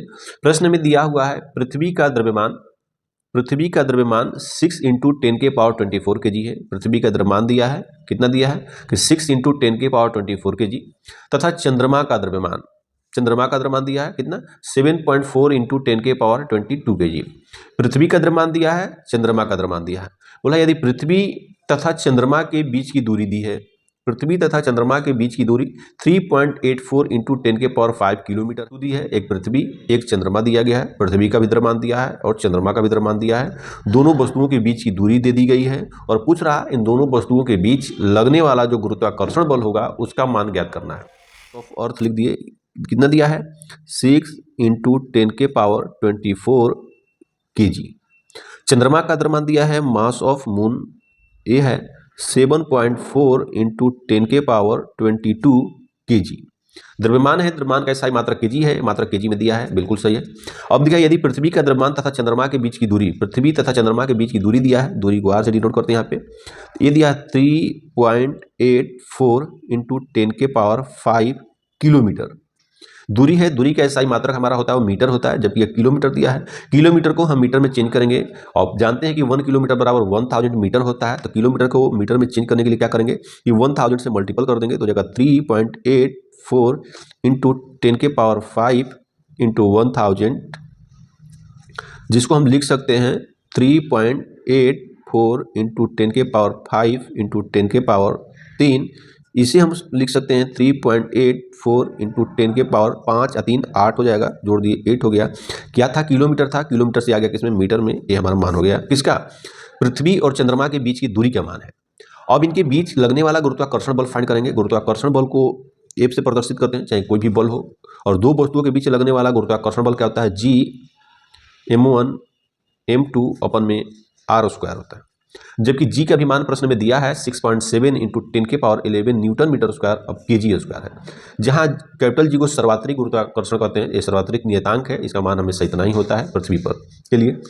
अब इसका सबका मान हम पुट कर देंगे, F इक्वल G का मान होता है कितना दिया है, G का वैल्यू है 6.7 इंटू 10 के पावर -11 न्यूटन मीटर स्क्वायर हो गया, इंटू m1 का मान दिया है, यहाँ पर दिया 6 इंटू 10 के पावर 24 kg, इसको लिख देंगे 6 इंटू 10 के पावर 24 इंटू m2 का मान चंद्रमा का द्रव्यमान लिख देंगे 7.4 इंटू 10 के पावर 22 kg, तो जाएगा 7.4 इंटू 10 के पावर 22 kg। तो मात्रक नहीं लिख रहे हैं अभी। अब इनके बीच की जो दूरी है इसको लिख देंगे 3.84 इंटू 10 के पावर 8, ये लिख देंगे 3.84 इंटू 10 के पावर 8। R स्क्वायर है, मीन्स 2 बार लिखना होगा, तो 2 बार लिख देते हैं 3.84 इंटू 10 के पावर 8। यदि अभी तक आपका कोई डाउट हो तो आप हमें कमेंट करें। पहले हम पावर का कैलकुलेशन कर लेते हैं, जो अंक जैसे है वैसे लिख देते हैं। तो F इक्वल हो जाएगा 6.7 इंटू 6 इंटू 7.4। देखिए 6.7 इंटू 6 इंटू 7.4 इंटू पावर छोड़ देंगे, क्योंकि पावर को हम जोड़ते हैं 10 के पावर दिया 24 और 10 के पावर 22 और 10 के पावर -11 है।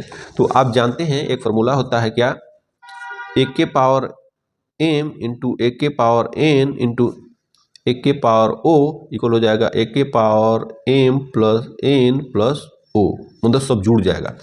उसी तरह यहाँ पर दिया है 10 के पावर 22 इंटू 10 के पावर 24 इंटू 10 के पावर माइनस 11, तो हो जाएगा 10 के पावर 22 प्लस 24 माइनस 11, तो 10 के पावर 22 और 24 जोड़ देंगे तो हो जाएगा 10 के पावर कितना 4 2 6 और 2 2 4 यानी 46 माइनस 11 मीन्स की हो जाएगा 10 के पावर, अब 6 में से 1 जाएगा तो हो जाएगा 5 और 4 में से 1 जाएगा 3 यानी 35। तो हम डायरेक्टली लिख सकते हैं 10 के पावर 35 हो गया। अब देख लीजिए इसे भी एक बार मिला लीजिए, 24 होता और 20 44 और 2 46 और 46 में से एक जाएगा 45 और 45 में से 10 जाएगा 35। फिर नीचे का भी कर देंगे 3.84 इंटू 3.84 इंटू 10 के पावर 8 और 10 के पावर 8 इसी तरह कर लेंगे 10 के पावर 8 इंटू 10 के पावर 8 मीन्स 10 के पावर 8 प्लस 8 इक्वल 10 के पावर 16, तो लिख देंगे 10 के पावर 16। अब ये लिखिए, अब देखिए 10 के पावर 35 दिया है, 10 के पावर 16 दिया है, तो काट देंगे तो कितना हो जाएगा 10 के पावर इतना कट जाएगा 16 कट जाएगा तो 35 में से 16 ये भी चल जाएगा तो 15 में से 6 हो जाएगा 9 और ये कितना हो जाएगा 2 में से एक जाएगा 19 हो गया। अब देखो 19 आज 16 जोड़ भी देंगे तो 35 आ जाएगा। अब यहाँ पे f इक्वल, अब एक देखिए ये पॉइंट के बाद यहाँ पर क्या है, पॉइंट के बाद 1 डिजिट है, फिर पॉइंट के बाद 1 डिजिट है, तो इसको भी काटेंगे, पॉइंट से पॉइंट कट गया, पॉइंट में 1 डिजिट और 1 डिजिट 2 डिजिट हुआ तो 2 डिजिट इसका कट गया, फिर ये पॉइंट हटाएं, पॉइंट के लिए 1 चला जाएगा ऊपर, 2 डिजिट है तो 2 जीरो ऊपर लिख देंगे, ये ऊपर का कैलकुलेशन हो गया।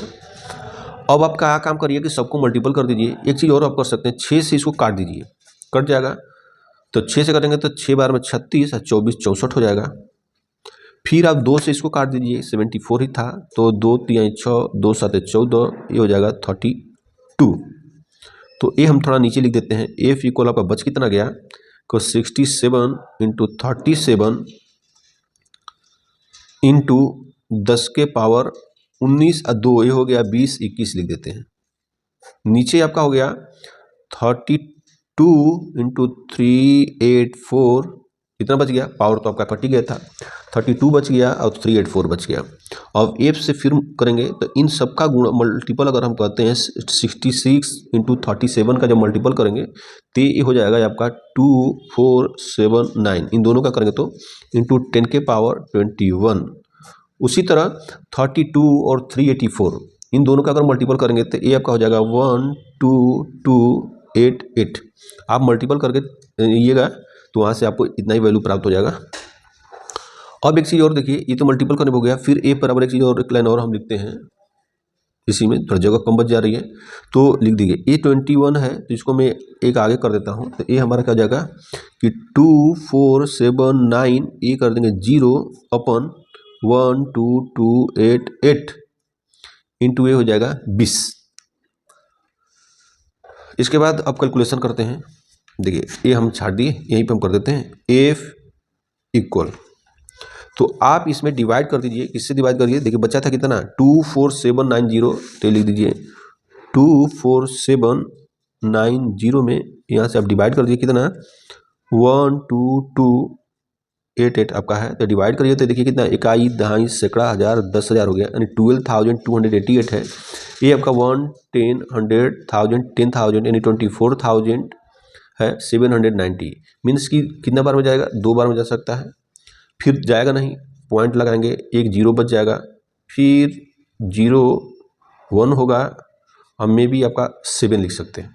ये डिवाइड करेंगे तो इससे से आप डिवाइड करिएगा ना तो आपका एफ का वैल्यू जो फाइंड हो जाएगा कितना आएगा डिवाइड के बाद कि यहीं पर लिख देते हैं एफ इक्वल, अब ये जो मान है ना तो इसमें डिवाइड आप करेंगे तो आएगा 2.017 इंटू 10 के पावर 20। अब एफ है तो यहाँ पर देखिए पॉइंट के बाद हम 2 डिजिट ही लेते हैं तो इसके लिए कर देंगे इक्वल 2.05 से बड़ा है तो इसको आगे वाले का बढ़ा कर लिख देते हैं 02 इंटू 10 के पावर 20। बल है तो बल का सही मतलब न्यूटन हो गया, तो ये आपका न्यूटन। आपने इस चैनल को सब्सक्राइब न किया हो तो सब्सक्राइब। स्कूलिंग में आप सबका स्वागत है। आज एक नए प्रश्न के साथ, यदि आपका भी कोई प्रश्न हो तो आप हमें कमेंट कर सकते हैं।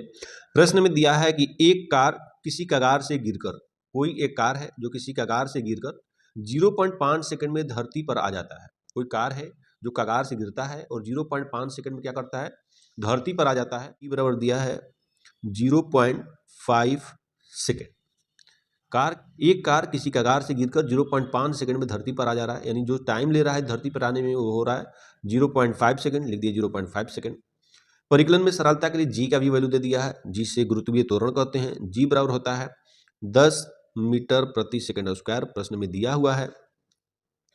उसके बाद बोल रहा है कि धरती पर टकराते समय कार की चाल ज्ञात करना है कि कार जो था उसकी चाल क्या थी जब धरती पर टकराया। तो उस समय मान लेते हैं कार की चाल हम ज्ञात कर लेंगे, जो भी है ये हमें फाइंड करना है। और जो कार प्रश्न में इसके हिसाब से अगर कार किसी कगार से गिरी मीन्स कि उसके पहले कार जो था वो विरामावस्था में था, यानी u बराबर 0 था। उसके बाद कार कगार से गिरी और किस चाल से गिरी इसको हमें फाइंड करना है। तो हम गति का जो समीकरण होता है वो जानते हैं, v बराबर होता है u प्लस gt, क्योंकि जब गुरुत्वीय त्वरण दिया है तो गुरुत्वीय त्वरण का मान रखेंगे। तो v u का मान रख देंगे 0 प्लस g का मान है 10 और t का मान दिया है 0.5। तो v इक्वल हो जाएगा 10 इंटू 0.5 मीन्स कि v बराबर 10 में 0.5 में मल्टीपल करेंगे तो ये हो जाएगा 5 मीटर प्रति सेकेंड। कितना जाएगा 5 मीटर प्रति सेकेंड। तो प्रश्न क्या बोल रहा था कि धरती पर टकराते समय कार की चाल क्या थी। तो धरती पर टकराते समय जो कार का चाल था वो 5 मीटर प्रति सेकेंड। 0.5 सेकेंड के दौरान उसकी औसत चाल क्या होगा। तो हम जानते हैं कार की औसत चाल जो हो गया, किसी भी वस्तु का औसत चाल निकाला जाता है तो औसत चाल बराबर होता है क्या, वस्तु की प्रारंभिक वेग प्लस अंतिम वेग अपन में 2। प्रारंभिक वेग हमारा दिया हुआ है, कितना दिया है 0। अंतिम वेग हमने फाइंड किया 5 अपन में 2। कितनी ऊंचाई पर था इसको ज्ञात करना है, यानी कगार की ऊंचाई ज्ञात करने की मीन्स तो h बराबर फाइंड करना है, h बराबर वाट। तो h बराबर समीकरण होता है ut plus half gt square. तो सबका मान रख देंगे, h का ज्ञात करना into t square plus 1/2 into g का मान प्रश्न में दिया था 10 मीटर प्रति सेकेंड और टी का मान आपका दिया हुआ है 0.5 इंटू 0.5। ये हम लोग का पहले दिया हुआ है जो टाइम था प्रश्न में। तो इन सबका सॉल्व करिए तो h बराबर आपका फाइंड हो जाएगा, h इक्वल हो जाएगा, इसका वैल्यू हो जाएगा 0 प्लस 1/2 इंटू 10, 0.5 में 0.5 का मल्टीपल करेंगे तो हो जाएगा 0.25। फिर इसका मल्टीपल कर दिए, काट दीजिए 5 हो जाएगा, मीन्स कि h बराबर आपका बच जाएगा 5 में 0.25 में मल्टीपल करेंगे तो हो जाएगा 125। पॉइंट के बाद 2 डिजिट था तो यहाँ पे भी पॉइंट के बाद 2 डिजिट लगा देंगे, मीन्स कि h बराबर हो जाएगा आपका 1.25। h एक दूरी है तो इसका सही मात्रा क्या हो जाएगा, मीटर हो जाएगा। तो प्रश्न में पूछ रहा है कि धरती पर टकराते समय कार की औसत चाल क्या थी। तो धरती पर टकराते समय कार की जो औसत चाल था वो 5 मीटर प्रति सेकंड था। फिर 0.5 सेकंड के दौरान उसकी औसत चाल क्या होगी, तो ये हमारा औसत चाल निकाल लिया गया 2.5 मीटर प्रति सेकंड। फिर बोल रहा है धरती से कगार कितनी ऊंचाई पर था। तो धरती से कगार जो था 1.25 मीटर की ऊंचाई पर था। यदि आपका भी कोई प्रश्न हो तो आप हमें कमेंट कर।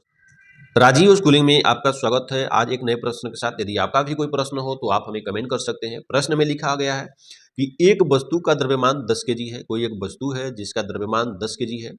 तो वस्तु के द्रव्यमान को हम किसे प्रदर्शित करते हैं, m बराबर लिख देते हैं 10 केजी। तो पृथ्वी पर इसका भार क्या होगा, भार निकालने के लिए भार को W से प्रदर्शित करते हैं। भार बराबर होता है द्रव्यमान गुणे त्वरण m इंटू जी। तो वस्तु का द्रव्यमान हमारा दे दिया है 10 kg और g का मान होता है 9.8 मीटर प्रति सेकेंड। तो 98 kg इंटू मीटर प्रति सेकेंड स्क्वायर। 10 kg द्रव्यमान के वस्तु का जो भार होगा वो 98 न्यूटन होगा। अभी तक आपने इस चैनल को सब्सक्राइब न किया हो तो सब्सक्राइब कर लीजिए। स्कूलिंग में आप सबका स्वागत है आज एक नए प्रश्न के साथ। यदि आपका भी कोई प्रश्न हो तो आप हमें कमेंट कर सकते हैं। प्रश्न की वस्तु को ऊपर की ओर फेंका जा रहा है और वस्तु 10 मीटर की ऊंचाई तक पहुंच जाती है। तो ज्ञात करना है कि वस्तु किस वेग से फेंका गया। वस्तु का क्या ज्ञात करना है कि वस्तु किस वेग से फेंका गया। तो आप सबसे पहले जान लीजिए कि यदि किसी भी वस्तु को फेंका जा रहा है ऊपर की, अगर कोई वस्तु ऊपर की ओर फेंका जाता है तो एक बिंदु आएगा जहां पर वस्तु का जाकर अंतिम वेग क्या हो जाएगा, 0 हो जाएगा। तो उसका मान लेते हैं फाइनल वेलोसिटी हमारा 0 था। वस्तु किस वेग से फेंका गया ऊपर की ओर ये हमें ज्ञात करना है। प्रश्न में दिया है कि वस्तु को कितने वेग से ऊपर फेंकी गई, किस वेग से फेंकी गई। वस्तु द्वारा उच्चतम बिंदु तक पहुंचने में लिया गया समय, वस्तु उच्चतम बिंदु तक पहुंचने में कितना समय लेता है, टी, ये भी ज्ञात करना है। वस्तु है जिसके ऊपर की ओर फेंका जा रहा है तो फेंकने पर वस्तु 10 मीटर की ऊंचाई तक पहुंचती है। 10 मीटर की ऊंचाई तक पहुंचती है तो वस्तु किस वेग से फेंकी गई और ऊपर तक पहुंचने में वस्तु कितना समय लेता है वो फाइंड करना है। हम जानते हैं कि गुरुत्वीय त्वरण से रिलेटेड है, तो गुरुत्वीय त्वरण का मान होता है g बराबर लिख देते हैं 9.8 equal you square plus 2a S होता है, बट यहाँ गुरुत्वीय त्वरण से रिलेटेड है तो v स्क्वायर इक्वल हो जाएगा यू स्क्वायर, वस्तु को ऊपर फेंका जा रहा है तो सिंबल माइनस का लेंगे 2gs लिख देंगे। अब वस्तु का अंतिम वेग 0 था तो ये हो जाएगा 0 equal you square minus 2gs। तो आपका हो जाएगा यू स्क्वायर इक्वल 2g का मान दिया है 9.8 और ऊंचाई हमारा दिया था एस की एच जो दिया था इसका वैल्यू हमें दिया है कितना 10 मीटर, तो 10 लिख देते हैं और मल्टीपल कर देते हैं 2 इंटू 9.8 में 10 का तो हो जाएगा 98। अब इसमें करेंगे तो देखिए वी स्क्वायर का मान था यू स्क्वायर, तो यू इक्वल हो जाएगा अंडर रूट में 2 इंटू 98, यू इक्वल हो जाएगा आपका 2 इंटू रूट में ही होगा 2 इंटू 49, तो यू इक्वल हो जाएगा 2 इंटू 7 मीन्स कि यू इक्वल आपका हो जाएगा 2 इंटू 7 मीन्स 14 मीटर बेग से ऊपर फेंकी गई, तो वस्तु को जो था 14 मीटर प्रति सेकंड के बेग से ऊपर की ओर फेंका गया था। अब पूछ रहा है कि वस्तु को उत्तम बिंदु तक पहुंचने में लिया गया समय के लिए हम निकाल देंगे गति का जो समीकरण फर्स्ट होता है, v बराबर होता है u माइनस जी टी, इससे फाइंड करेंगे। v का मान आपका 0 था, हो जाएगा u माइनस जी और t, तो u इक्वल हो जाएगा जी टी, तो t इक्वल हो जाएगा u अपन में g, हमारा एक फॉर्मूला प्राप्त हो जाएगा, इससे निकल जाएगा t। u का मान अभी हम लोगों ने फाइंड किया है, कितना आया है 14, अपन में g का मान दिया है 9.8, पॉइंट हटेगा ऊपर 10 हो जाएगा। अब बचा कितना 14 अपन में 98 इंटू 10, 2 से काट देंगे 2 7 14 हो जाएगा, ये हो जाएगा 49, फिर इसे काट देंगे हो जाएगा 7 मीन्स कि 10 अपन में 7 बच गया। अब डिवाइड कर दीजिए 10 में 7 अगर आप डिवाइड कर देते हैं तो पहले जाएगा 1 बार में 1, तो 7 3 बच जाएगा, 3 पर रखेंगे 0 30 हो जाएगा, तो 7 चौके 28, फिर हो जाएगा 2 7 दूनी आएगा 14 7 7 49 इतना हो जाएगा, मीन्स कि 1.427 इतना जाएगा। अब 2 डिजिट लेना है तो हम लिख सकते हैं 1.43, क्या था सेकेंड, क्या निकाला जा रहा था टाइम, तो टाइम बराबर हमारा हो जाएगा 1.43 सेकेंड। तो वस्तु को अधिकतम ऊंचाई तय करने में कितना समय लगा, वस्तु को अधिकतम ऊंचाई तय करने में 1.43 सेकंड का समय लगा था। वस्तु को किस वेग से ऊपर फेंका गया था, तो वस्तु को 14 मीटर प्रति सेकंड के वेग से ऊपर की ओर फेंका गया था। यदि अभी तक आपने इस चैनल को सब्सक्राइब न किया हो तो सब में आप सबका स्वागत है आज एक नए प्रश्न के साथ। यदि आपका भी कोई प्रश्न हो तो आप हमें कमेंट कर सकते हैं। प्रश्न में दिया है कि एक लकड़ी का गुटका मेज पर रखा है और गुटके का द्रव्यमान 5 kg है। कोई एक लकड़ी का गुटका है और वो मेज पर रखा है, मान लेते हैं मेज है, इस पे एक लकड़ी का गुटका रख दिया गया है और जो गुटका रखा हुआ है मेज पर उसका द्रव्यमान दे दिया है 5 kg का गुटका है जो एक लकड़ी के मेज पर रखा है। उसके बाद बोला कि इसकी बीमाएं जो दिया है 40 सेमी 20 सेमी 10 सेमी दिया है, मीन्स की इसकी लंबाई चौड़ाई ऊंचाई जो दी है वो दिया है 40 20 और 10 के रेशियो में दिया। लेते हैं लकड़ी का गुटका है जिसका द्रव्यमान दिया है m बराबर 5 kg है। इस गुटका का डायमेंशन दिया है L into B into H equal है 40 cm into 20 cm, L into B into H दिया है कितना है 40 cm 20 cm इंटू 10 cm। लकड़ी के गुटके का ये डायमेंशन दिया है 40 सेमी 20 सेमी 10 cm है। लकड़ी के गुटके द्वारा मेज पर लगने वाले दाब निकालना है, हमें ज्ञात क्या करना है, दाब को P से प्रदर्शित करते हैं और यही हमें फाइंड करना है। सबसे बड़ी बात कि दाब का निकालनी है, दाब फाइंड करना है, तो दाब बराबर होता है क्या है बल बटा में क्षेत्रफल। तो हमें बल निकालना होगा फिर क्षेत्रफल निकालना होगा, अगर बल और क्षेत्रफल दोनों निकल जाएगा तो हम दाब निकाल सकते हैं। एक बार फिर प्रश्न पे चलते हैं, क्या लिखा हुआ है, बोला कि एक लकड़ी का गुटका मेज पर रखा हुआ है, कोई एक लकड़ी का गुटका है जो मेज पर रख दिया गया है, जो गुटका है उसका द्रव्यमान दे दिया है 5 kg का और लकड़ी के जो गुटका है उसका डायमेंशन दिया है 40 20 और 10 का डायमेंशन दिया है 40 20 और 10 डायमेंशन है। गुटके द्वारा मेज पर लगने वाले दाब याद करना है, ये जो गुटका है वो मेज पर कितना दाब डाल रहा है इसको फाइंड करना है। फिर बोला यदि इसकी बीमाओं दिया गया है, मेज की सतह को रखी जाती है तो 2 कंडीशन में रखा जा रहा है। एक कंडीशन ये दे दिया गया है 40 cm इंटू 20 सेमी के रेशियो में, एक 40 सेमी और 20 सेमी के रेशियो में रखा गया है। तो उसकी बीमाएं क्या है, मीन्स की एक 20 सेमी और 10 सेमी है, इस पे एरिया निकाल कर बना लेंगे, एक इस पे एरिया इसका निकाल लेंगे। तो पहले हम दाब ज्ञात करने से पहले उसका हम बल निकाल लेते हैं। बल बराबर क्या होता है द्रव्यमान गुणे त्वरण m इंटू जी।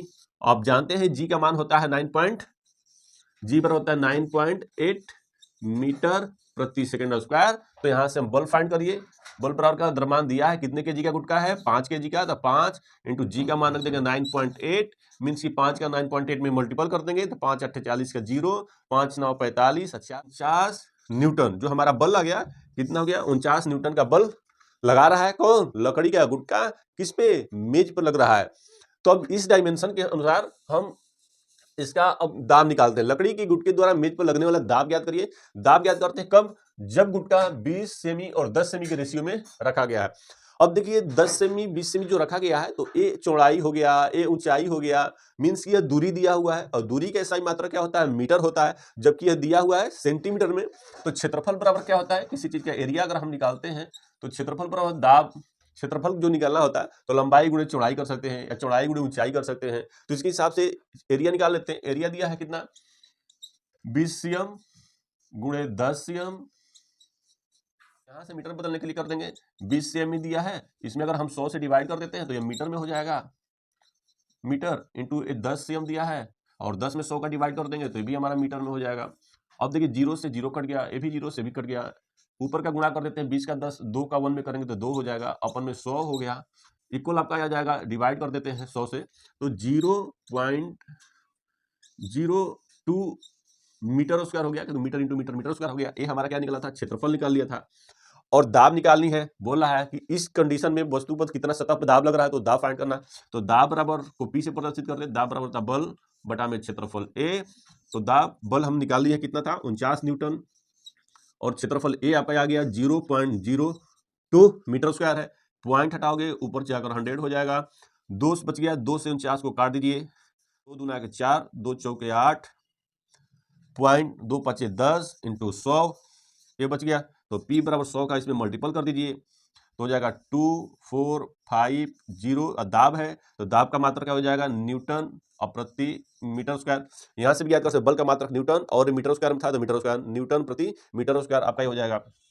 इस कंडीशन में इसका एरिया हो जाएगा। और जब वस्तु की जो, अगर वो इस तरह रखा गया है, जो गुटका दिया हुआ है, अगर वो 40 सेमी और 20 सेमी के बीमा में रखा गया है, तब हमारा एरिया दाब निकालना है। तो इस कंडीशन में दाब निकालने के लिए आप फिर एरिया निकालिए। एरिया इक्वल हो जाएगा 40 सेंटीमीटर इंटू 20 सेंटीमीटर।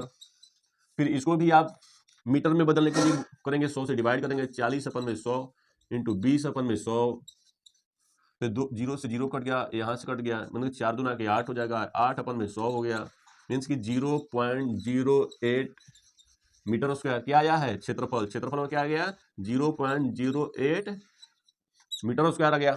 और बल बराबर आपका दिया हुआ है, बल ए बराबर निकाले थे कितना, 49 न्यूटन। तो दाब P बराबर होता है बल बटा में क्षेत्रफल। तो P बराबर बल दिया है कितना, 49, अपन में क्षेत्रफल का मान दिया है 0.08 इतना दिया है। अब ये पॉइंट हटाओगे, ऊपर जाएगा 100 हो गया।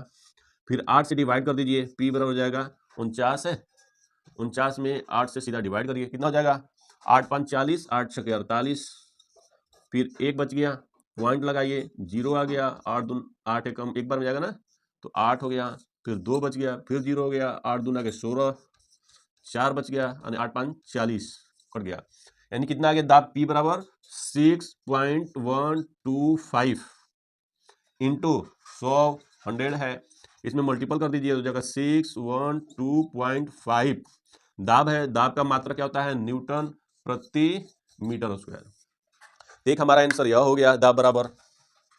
दूसरा यह हो गया। अभी दोनों कंडीशन में हम लोगों ने फाइंड कर लिया। क्या दिया था कि लकड़ी के गुटका मेज पर रखा है, लकड़ी का गुटका मेज पर रखा था, उस गुटका का द्रव्यमान दिया था 5 kg, बीमाएं दिया था, लंबाई चौड़ाई ऊंचाई दे दिया था 40 20 10 cm का। पूछ क्या रहा था कि यदि बीमा 20 सेमी और 10 सेमी के रेशियो में दिया हुआ है, तब उस पर दाब कितना लगेगा, किस पे, मेज पे, किसके द्वारा, लकड़ी के गुटके द्वारा। तो जब लकड़ी का गुटका 20 सेमी और 10 सेमी की कंडीशन में दिया होगा, तब मेज पर इतना का बीमा लगेगा, इतना का दाब लगेगा, 2450 न्यूटन प्रति मीटर स्क्वायर का दाब लगेगा। जब लकड़ी का गुटका 40 सेमी और 20 सेमी के कंडीशन में दिया होगा, तब लकड़ी के द्वारा 112.5 न्यूटन प्रति मीटर स्क्वायर का दाब लगेगा। यदि अभी तक आपने इस चैनल को सब्सक्राइब न किया हो तो सब्सक्राइब कर लें, ताकि हर रोज आपको एक नई वीडियो प्राप्त मिले। हर वीडियो से आपको कुछ ना कुछ जरूर सीखने को मिलेगा। स्कूलिंग में आप सबका स्वागत है। आज एक नए प्रश्न के साथ। यदि आपका भी कोई प्रश्न हो तो आप हमें कमेंट कर सकते हैं। प्रश्न है, एक वस्तु का भार पृथ्वी के सतह पर मापने पर 10 न्यूटन आता है। कोई वस्तु है जिसका भार पृथ्वी के सतह पर क्या हो रहा है, 10 न्यूटन होता है। तो भार को हम W से प्रदर्शित करते हैं। W बराबर हम लिख दिए 10 न्यूटन। अब बोल रहा है कि इसका भार चंद्रमा की सतह पर नापने पर कितना होगा। तो वस्तु का भार पृथ्वी की सतह पर 10 न्यूटन होता है। चंद्रमा पर वस्तु का भार निकालना है, तो चंद्रमा पर लिखेंगे चंद्रमा पर वस्तु का भार। चंद्रमा पर जो वस्तु का भार होता है और पृथ्वी भार जो होता है वह पृथ्वी पर जो वस्तु का भार होता है, पृथ्वी के पर वस्तु के भार का 1/6 गुना होता है। वस्तु का भार होता है, चंद्रमा की सतह पर जो भार होता है पृथ्वी के भार का 1/6 होता है। तो पृथ्वी पर भार दिया है 10 न्यूटन, तो लिख देंगे 10 × 1/6 मीन्स की 2 से काट देंगे, 2 × 3 = 6, 2 से 5 10 हो गया, मीन्स हो जाएगा आपका 5/3, 3 × 6 = 18 और 3 × 6 = 18, इस तरह 6.6 जानने लगेगा। तो जो भार हो जाएगा 1.67 न्यूटन हो जाएगा। यदि किसी वस्तु का भार पृथ्वी की सतह पर 10 न्यूटन दिया है तो चंद्रमा की सतह पर उसी वस्तु का भार कितना हो जाएगा, 1.67 न्यूटन होगा। यदि अभी तक आपने इस चैनल को सब्सक्राइब ना किया तो सब्सक्राइब कर लें ताकि हर रोज आपको एक नई वीडियो प्राप्त हो जाए। राजीव स्कूलिंग से जुड़ने के लिए धन्यवाद। राजीव स्कूलिंग में आप सबका स्वागत है आज एक नए प्रश्न के साथ। यदि आपका भी कोई प्रश्न हो तो आप हमें कमेंट कर सकते हैं। प्रश्न में दिया है का अपेक्षिक घनत्व, पानी के घनत्व दिया है, चांदी का अपेक्षिक घनत्व दिया है, पानी के घनत्व दिया है। तो एसआई मात्रक में चांदी के घनत्व पूछ रहा है। क्या पूछ रहा है, चांदी के घनत्व पूछ रहा है। दिया क्या है, चांदी का अपेक्षिक घनत्व दिया है, पानी का घनत्व तो दिया है और चांदी का घनत्व होता है चांदी का घनत्व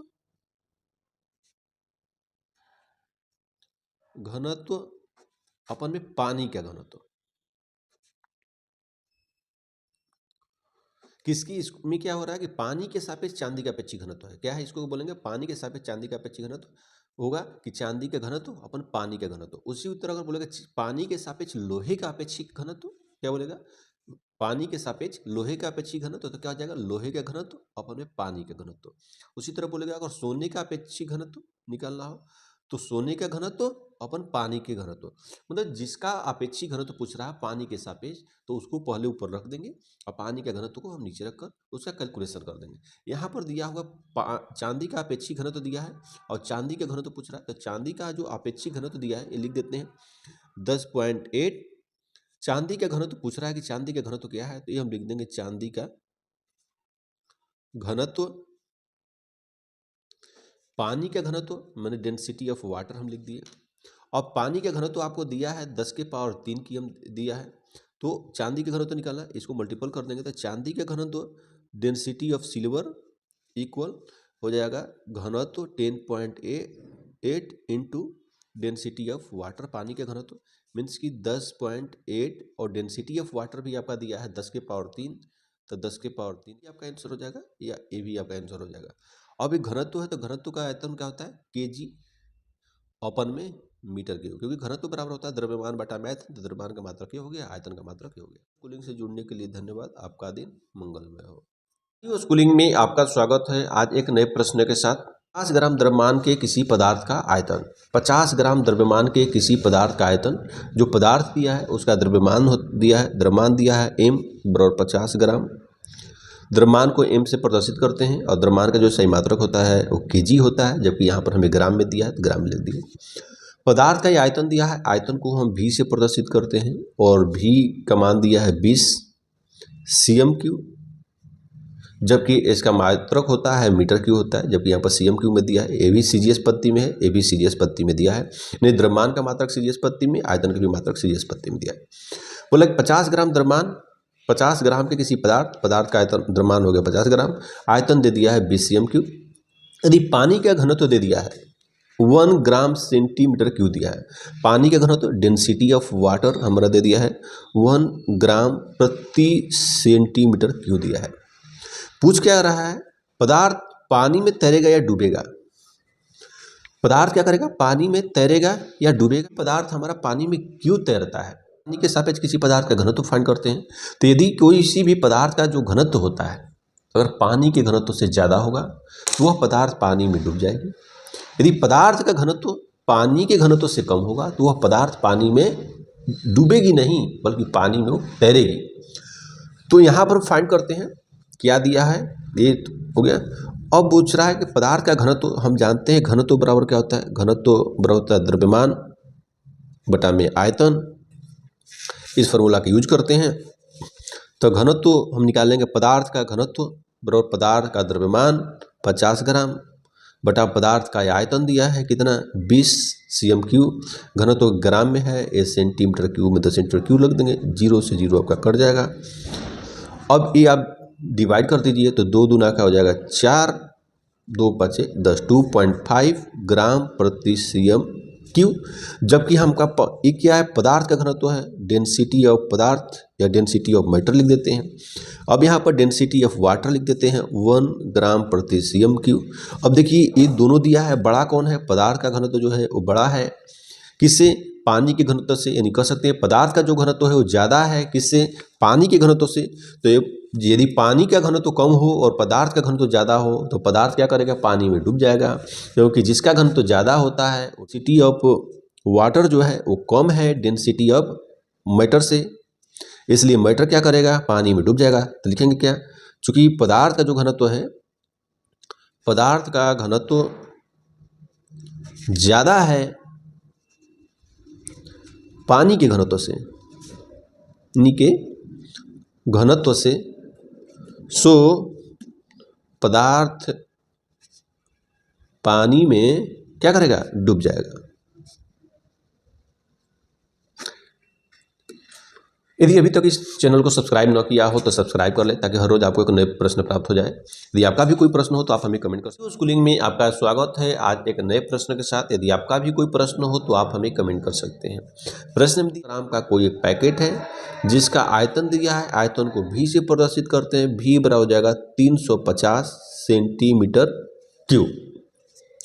फिर बोल रहा है पैकेट 1 ग्राम सेंटीमीटर क्यूब घनत्व वाले पानी में तैरेगा या डूबेगा, यानी ये हमारा पानी का घनत्व दे दिया है, डेंसिटी ऑफ वाटर दिया है 1 ग्राम प्रति सेंटीमीटर क्यूब दिया है, और पूछ रहा है कि जो हमारा पदार्थ है, जो हमारा पैकेट है वो पानी में तैरेगा या डूब जाएगा। तो इसके फाइंड करने के लिए हम पानी का जो घनत्व दिया है, तो पहले हम पदार्थ जो है, पैकेट जो दिया है मोहरबंद, उसका हम घनत्व निकालेंगे, फिर दोनों से कंपेयर करेंगे। यदि पैकेट का घनत्व जो होगा पानी के घनत्व से ज़्यादा होगा तो पैकेट पानी में डूब जाएगा। बराबर होता है द्रव्यमान बटा में आयतन, और द्रव्यमान दे दिया 500 ग्राम और आयतन आपका दिया 350, 0 से 0 कट जाएगा और 5 से काट दीजिए, 5 10, 5 7 35, मीन्स 10 में आप 7 से भाग दे दीजिए तो एक बार में जाएगा 7 हो जाएगा, बचेगा 3, पॉइंट लगा दीजिए, 0 हो जाएगा, 7 चौके 28, 2 फिर 0 आ जाएगा, 7 दूना के 14 हो जाएगा, मीन्स की 1.42 ये घनत्व होता है था। तो घनत्व बराबर होता है द्रव्यमान बटा आयतन, मात्रक हो जाएगा द्रव्यमान का आयतन अपन में, आयतन सेंटीमीटर क्यूब में था। तो जो हमारा पदार्थ था इसका घनत्व कितना था, पैकेट का जो घनत्व होता है डेंसिटी ऑफ पैकेट, एक घनत्व था 1.42, जबकि डेंसिटी ऑफ हमारा जो वाटर था ये था 1 ग्राम प्रति cm3। अभी देखिए हम kg इंटू सेंटीमीटर क्यूब में लिख दिए, लेकिन यह द्रव्यमान हमारा ग्राम में था तो ग्राम में ही लिखेंगे, ग्राम प्रति सेंटीमीटर क्यूब। और जो पानी था उसका भी जो हमारा डेंसिटी दिया है 1 ग्राम सेंटीमीटर क्यूब दिया है। तो अब देखिए इन दोनों में कौन ज़्यादा है, 1.42 ग्राम प्रति सेंटीमीटर क्यूब और 1 ग्राम सेंटीमीटर क्यूब, मीन्स कि जो हमारा पैकेट है, पदार्थ है, उसका घनत्व तो ज़्यादा है किसके घनत्व से, पानी के घनत्व से। तो पैकेट क्या करेगा, पानी में डूब जाएगा। तो लिख देंगे चूंकि पानी के पैकेट का जो घनत्व है, पैकेट का डेंसिटी जो है, पैकेट का डेंसिटी ज़्यादा है पानी के घनत्व से, पानी की डेंसिटी से, इसलिए पैकेट क्या करेगा, पानी में डूब जाएगा, डूब जाएगा। ये लिख दिए। अब पूछ रहा प्रश्न में कि विस्थापित पैकेट द्वारा अगर पानी में डूब रहा है तो मीन्स कि जितना वो डूबेगा उसका वो भार बाहर निकलेगा। तो विस्थापित पानी का द्रव्यमान पूछ रहा कितना होगा, तो विस्थापित पानी का द्रव्यमान निकालना है। तो विस्थापित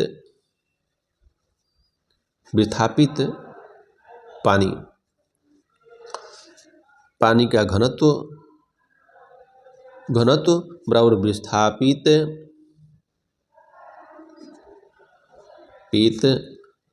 पानी का द्रव्यमान मान अपन में क्या हो जाएगा, पानी का आयतन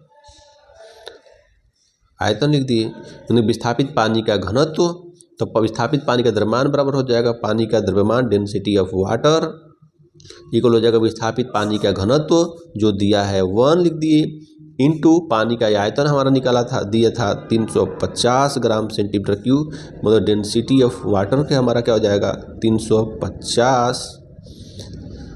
आपका आ गया मीन्स कि इतना हमारा क्या हो जाएगा द्रव्यमान है, तो ये इसमें दिया था ग्राम में, तो इतना ग्राम हो जाएगा। तो विस्थापित पानी का जो द्रव्यमान हो जाएगा, विस्थापित कितना पानी हो जाएगा, तो 350 ग्राम पानी हमारा जो होगा विस्थापित होगा, किसके द्वारा, पैकेट द्वारा। यदि अभी तक आपने चैनल को सब्सक्राइब न किया हो तो सब्सक्राइब कर लें ताकि हर रोज आपको नई वीडियो प्राप्त हो जाए। राजीव स्कूलिंग से जुड़ने के लिए धन्यवाद। आपका दिन मंगलमय हो।